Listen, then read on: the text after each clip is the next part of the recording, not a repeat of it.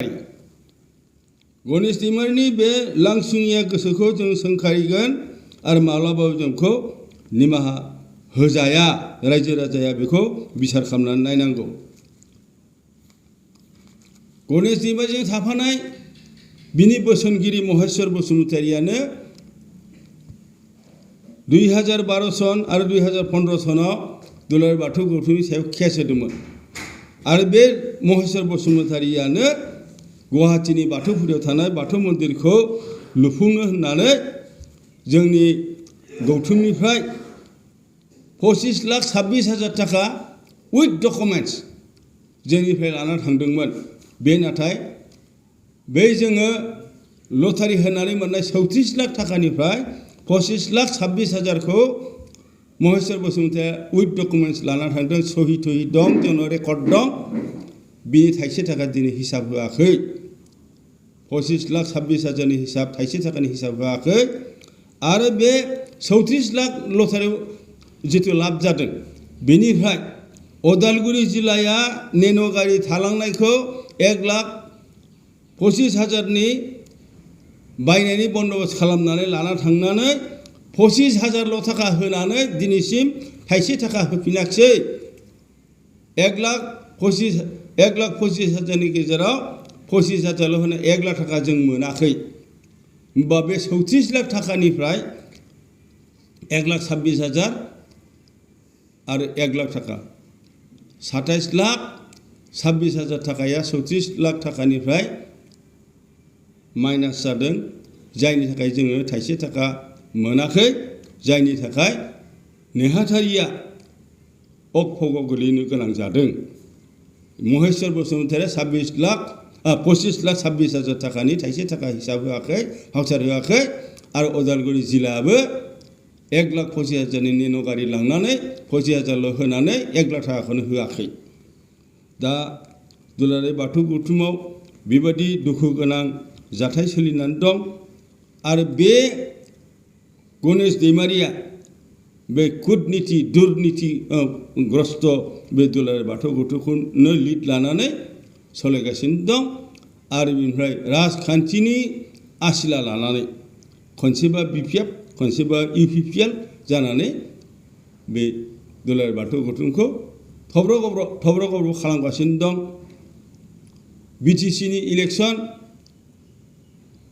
MP election राजखान्थिनि आसिला लानानै खनसेबा BPF खनसेबा UPPL जानानै बे दुलाराय बाथौ गौथुमखौ थब्र' गब्र' खालामगासिनो दं। BTC नि election, MP election, MLA election, BTR इलेक्सनाव गणेश दैमारिया बाथौफुरियाव UPPLआ जेनथों, BJPआ जेनथों ओरै होननानै BPFआ देरहाथों ओरै होननानै आर'ज गाबदोंमोन, बाथौ आर'ज गाबदोंमोन। नाथाय दा हाग्रामाखौ जोगासिनो जोगारना फुटबल बायदि जोनानै प्रमद बर'नि हिन्जावखौ बिब' गोदै लिंनानै UPPL गुबै जानानै दा गणेश दैमारिया प्रमद बर'निफ्रायबो गारि गंनै, बलेर' गारि गंनै आरो निलुत सोरगियारिनिफ्राय बलेर' गारि गंसे लानानै बाहादुरि मारिगासिनो दं। आरो बेनिफ्राय RSS निफ्राय 1 लाख थाखा एवार्ड लाना फैनानै दिनै बाथौ गौथुमखौ लरग' थरग' खालामगासिनो दं। बेखौ जोङो दुलाराय बाथौ गौथुमनिफ्राय गोख्रों रावजों सोंखारि दोनलांबाय थानानै जोंनि गेजेराव गुलाय गुजायखौ लाबोबाय थादों। गणेश दैमारिया बुंदों दुलाराय बाथौ गौथुमा 27टा जिल्ला दंनो। बे 27टा जिल्लाखौ गणेश दैमारिया दाहैनाय नामा? 27टा जिल्लायाथ' सिमला हुजुआयाव जेब्ला जों कनफारेन्स खुंदों बिनि सिगाङावनो दाखानाय, जोंनो दाजोबनाय, गासैबो जोंनो दाजोबनाय। नेपाल, बेंगल, अरुणाचल बे गासिबो बियाबखौनो जों बे जिल्लाखौनो जों दाहैजोबदों, जों गावनो दाहैजोबनाय। बेखौ गणेश दैमारि नङा। सिमला हुजुआनि कनफारेन्सआव आं गणेश दैमारिनि नामखौ खोनाफेराखै। दुलाराय बाथौ गौथुमनि बिदैख्रियाव दंना गैयामोन गणेश दैमारि आं बेखौ बुंनो हाया, खारन आं गणेश दैमारिनि नामखौनो खोनाफेराखै, आं नुफेराखै। सिमला हुजुआनि कनफारेन्सआव गणेश दैमारि होननाय मानसिखौनो आं सिनायफेरा। बिनि 1992 सननि सल्ल'मायाव जिथु गायसननाय दुलाराय बाथौ गौथुम बे समनिफ्रायनो आङो फोसावदिं नेहाथारि आरो बे दुलाराय बाथौ गौथुमनि गाहाय सुजुगिरि 92 सननि सल्ल'मानिफ्रायनो दिनैसिम आं गणेश दैमारिनि नामखौ खोनायाखै आरो बे माब्लानि आरो बबेनि गणेश दैमारि आं बेखौ बुजिया आरो बे गणेश दैमारिया दिनै दुलाराय बाथौ गौथुमखौ लानानै थाखा फैसा खामायनायनि जिथु आसिला लानानै जिथु हाबाफारि लाबाय थादों बेयाव आं जोबोद दुखु मोनदों दुलाराय बाथौ गौथुमनिफ्राय बेखौ जों सोंखायो खारन गणेश दैमारिया दिनै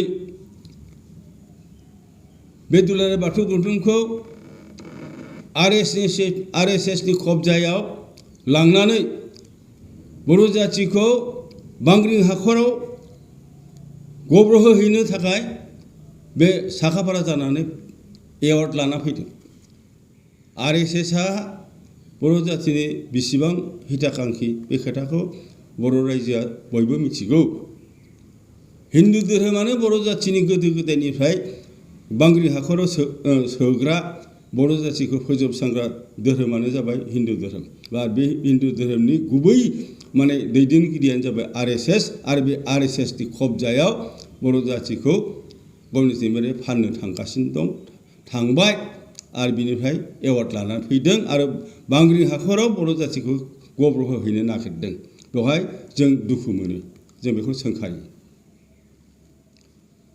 दिनै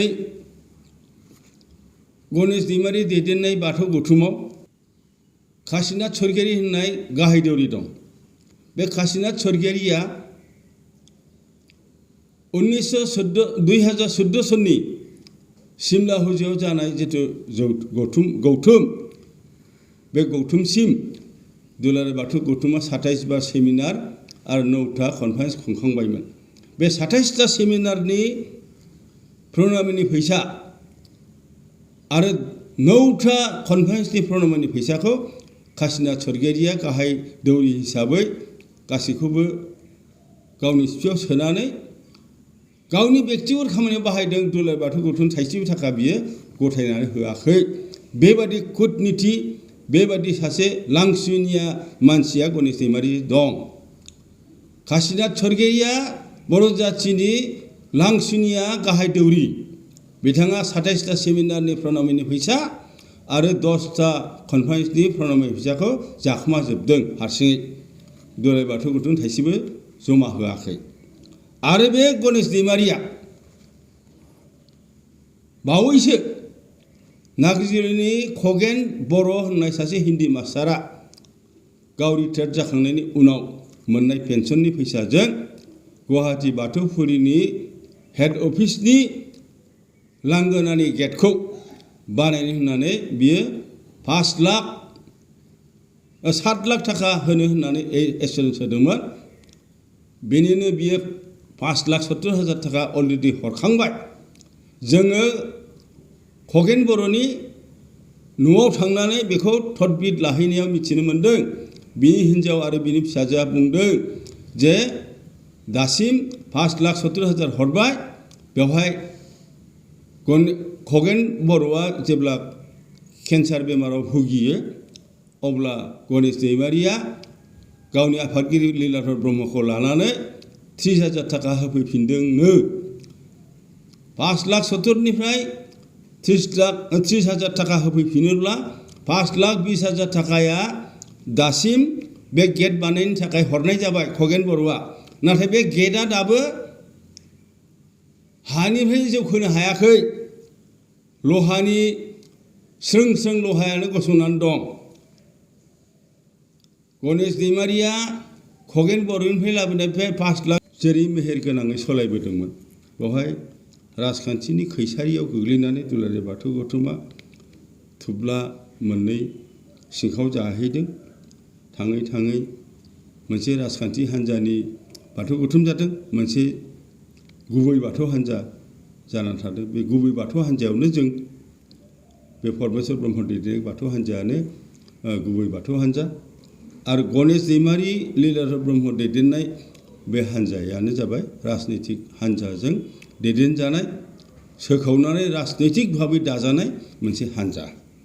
दा बिथांमोननि जानानै महेश्वर बसुमतारी बै समाव 2012 सननि 25/2/2012 सनाव नलबारि सेस माबायाव 1 नं मुन्सिफ आदालताव मोनसे केस होदोंमोन जोंनि सायाव आरो बिनिफ्राय बिनि उनाव बे केसा इनभेलिड जाहैदों हारसिङैनो जेबो खामानि फैयाखै। बिनि उनाव आरोबाव 25/2/2015 सेकेन्ड टाइम बे नलबारि 1 नं मुन्सिफ आदालताव केस होदोंमोन आरो बे केसा थाङै सोलियै थांनानै उइदाउट लिबार्टि जेननायनि लामायाव थांबाय। जेबो राहा गैला केस होग्राफ्रा। बेखायनो 30/5/2017 बिसोरो उइदाउट लिबार्टि मोनसे भार्डिक्ट लानानै उइथड्र खालामनो गोनां जादों। बेनिफ्राय थाङै बिदिनो जुदा जायै जानानै थांनानै 2017 सनावनो गुवाहाटीनि ब्रह्मपुत्रनि साहा थानाय राजीव गान्धी इन्ड'र स्टेडियाम भवनाव राजनैतिक हान्जानि हेफाजाब लानानै बिसोरो मोनसे कनफारेन्स खुंदों आरो बे कनफारेन्सआवनो गोग्गोमै राजखान्थियारि हिसाबै बे दुलाराय बाथौ गौथुमखौ 2 नम्बरि हिसाबै गायसंनानै दिनैसिम बिदि खारथाबबाय थादों। आरो बे हान्जानिनो नेहाथारि गणेश दैमारि, लीलाधर ब्रह्मआ बे हान्जानिनो आफादगिरि।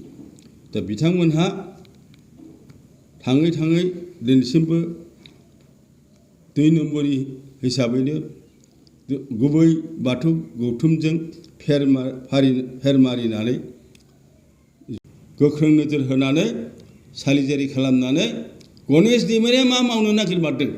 बाथौ खालामनो फैदों ना थगाय थसि खालामना थाखा आरजिनो फैदों? बेखौ रायजो राजाया नोजोर होनांगोन। बेखौनो गुरैयै खावलायनाय जाबाय रायजोनिसिम।